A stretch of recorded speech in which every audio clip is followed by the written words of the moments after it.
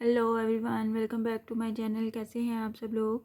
आज मैं हाजिर हूँ आपके सामने एक नया लेस का डिज़ाइन लेके, जिसको मैं एंकर के कॉटन थ्रेड से बना रही हूँ, जो कि आपको इजीली लोकल मार्केट से मिल जाता है। अगर आप इस डिज़ाइन को सिल्की थ्रेड से बनाना चाहते हैं तो भी बहुत खूबसूरत बनेगा, ट्राई ज़रूर कीजिएगा। आज के इस डिज़ाइन के लिए मैं 1.25 mm की हुक यूज़ करूँगी और इस डिज़ाइन में हमें बेस रो बनानी है। ये 2 रो वाला डिज़ाइन है। तो सबसे पहले हम इसके लिए बेस रो बनाएंगे, जिसके लिए सबसे पहले स्लिप नॉट लेनी है। तो काइंडली जिन लोगों ने अभी अभी ट्यून किया है, मेरा चैनल सब्सक्राइब कर दीजिए, लाइक कमेंट और शेयर भी किया कीजिए। Thank you. सबसे पहले हम अपने फैब्रिक पे अटैच कर लेंगे इसको सिंगल क्रोशे की हेल्प से। कुछ इस तरह से सिंगल क्रोशे करने के बाद हमें 3 चेन का गैप लेना है। 1 2 एंड 3 चेन के गैप को, इसी के गैप के ऊपर हम सिंगल क्रोशे करेंगे।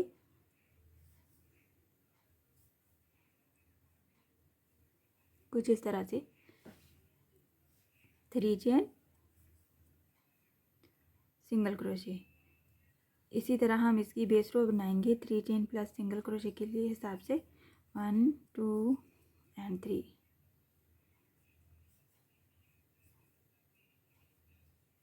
कुछ इस तरह से ये हमारी बनती जाएगी। मैं इसको कंप्लीट करके आपको शो करती हूँ ताकि हम नेक्स्ट रो स्टार्ट कर सकें। ये कुछ इस तरह से हमारी कंप्लीट हो जाएगी बेस रो 3 चेन प्लस सिंगल क्रोशे के हिसाब से। और हम एंड पे इसका थ्रेड कट कर देंगे और फिर नए सिरे से दोबारा से स्टार्ट करते हैं।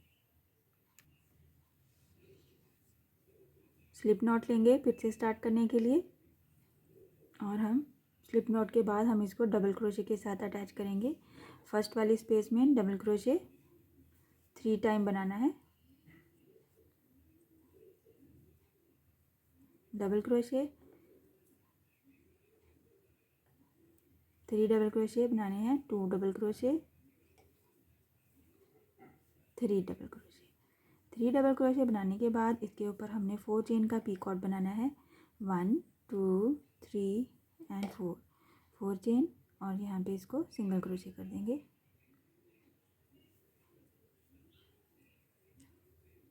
अगेन साथ ही हमें 3 डबल क्रोशे बनाना है।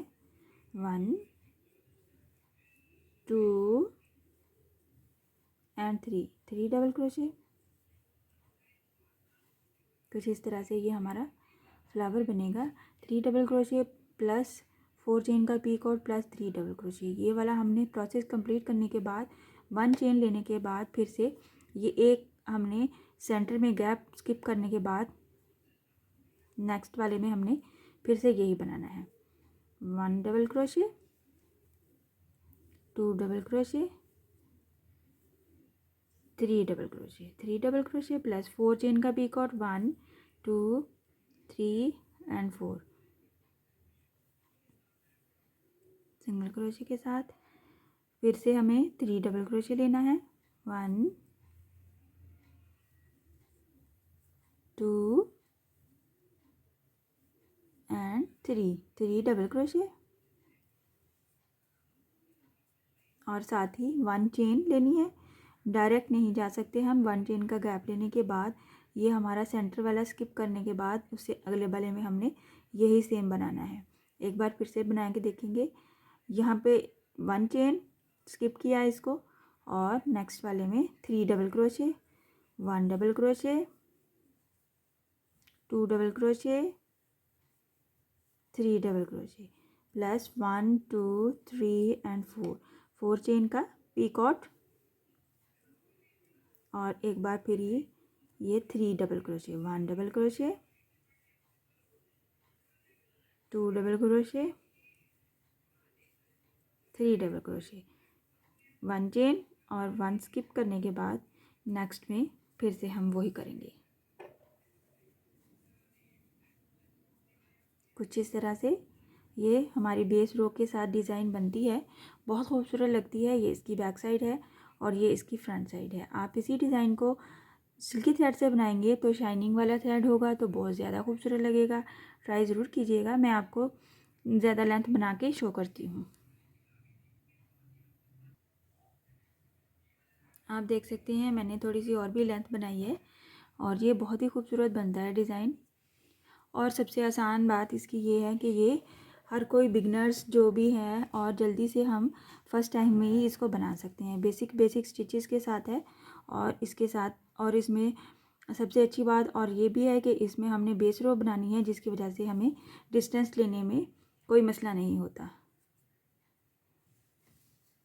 किसी भी डिज़ाइन में अगर आपको डिस्टेंस लेने में मसला होता है या ख़राब हो जाता है, कम ज़्यादा हो जाता है, तो आप उसके लिए बेटर है सबसे पहले बेस लाइन बना लिया करें। बेशक 3 चेन के साथ बेस लाइन बनानी है, 2 चेन के साथ और 1 चेन के साथ।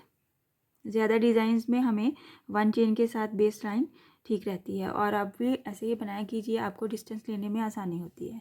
आई होप आज का डिज़ाइन आपको पसंद आया होगा। इंशाल्लाह नेक्स्ट वीडियो में मिलूँगी नए डिज़ाइन के साथ। अपनी दुआओं में याद रखिएगा। अल्लाह हाफिज़।